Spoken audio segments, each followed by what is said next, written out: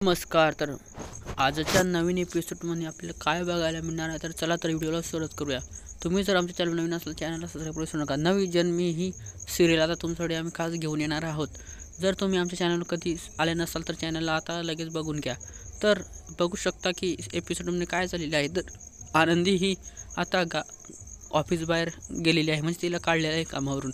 आणि हे सर्व बघताच सर्वांना टेन्शन आलं आहे की आनंदीला कसं काढलं, कारण ती त्या मॅडमला म्हणत होती मॅडम मला बाहेर नको काढा, तर तिला जबरदस्ती तिथून ऑफिस म्हणून काढलेलं आहे. आणि त्यामुळे हा सर्व राग आता तिचे स्टाफ मेंबर घेणार आहे.